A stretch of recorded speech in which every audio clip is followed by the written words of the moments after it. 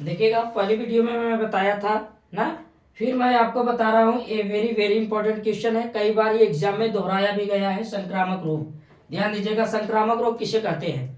ध्यान दिए, कह रहा है कि वे रोग जो एक व्यक्ति से दूसरे व्यक्ति में आसानी से संचरित हो जाते हैं, मतलब चले जाते हैं। संचरित माने क्या होते हैं, चले जाते हैं। मतलब एक व्यक्ति से दूसरे व्यक्ति में जो चले जाते हैं उन्हीं को हम संक्रामक रोग कहते हैं। जैसे कोई रोग मुझे हुआ है, ठीक है ना, अब जैसे खांसी आ रही, हम खांसी जैसे खांसे हैं तो सारा वायरस आपके क्या हो गया, आप में चला गया, तो आप क्या हो गए, संक्रमित हो गए। क्या हो गए, संक्रमित हो गए। तो उसी को संक्रामक रोग बोला जाता है। तो कह रहा है कि वे रोग जो एक व्यक्ति से दूसरे व्यक्ति में आसानी से चले जाते हैं वे संक्रामक रोग कहलाते हैं। जैसे बेटा निमोनिया, ध्यान दीजिएगा, निमोनिया का कारक क्या होता है, क्या है निमोनिया का कारक। जैसे यह रोग मुख्यतः शिशुओं व वृद्धों में होता है, मतलब वृद्धजनों में होता है।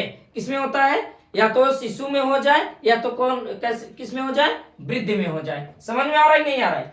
अब कह रहा है कि ये जो निमोनिया होता है ये परंतु अन्य उम्र के लोगों में भी हो सकता है। जैसे सपोज दैट, जैसे 5 साल का बच्चा हो, 6 साल का हो, 10 साल का हो, समझ में आ रहा है, 20 साल का हो, इसका कोई लिमिट नहीं है किसको कब हो जाए। समझ में आ रहा है नहीं आ रहा है, इसमें कोई एज बाउंडेशन नहीं है, किस एज में हो जाए निमोनिया कोई कह नहीं सकता। अब कह रहा है कि ये किसको सिक्रेट करता है, जैसे निमोनिया हो गया तो किसको ये प्रभावित है, किस अंग को प्रभावित करता है, ये फेफड़े को प्रभावित करता है। किसको करता है, फेफड़े को, फेफड़ों को प्रभावित करता है। तो ये कह रहा है ये फेफड़ों में होने वाला यह संक्रामक रोग है।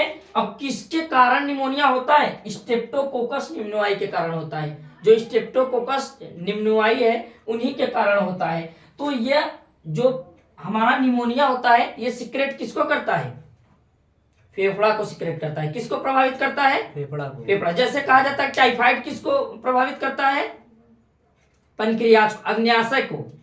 टाइफाइड कहाँ होता है, अग्न्याशय में होता है। कहाँ होता है, अग्न्याशय में होता है। अब देखिएगा नंबर 1 देखिएगा, विशिष्ट निमोनिया क्या होता है। तो ध्यान दीजिएगा, अभी द्वितीय निमोनिया बताएंगे, विशिष्ट निमोनिया है। कह रहा है कि यह स्ट्रेप्टोकोकस निम्नोनियाई नामक जीवाणु से होता है।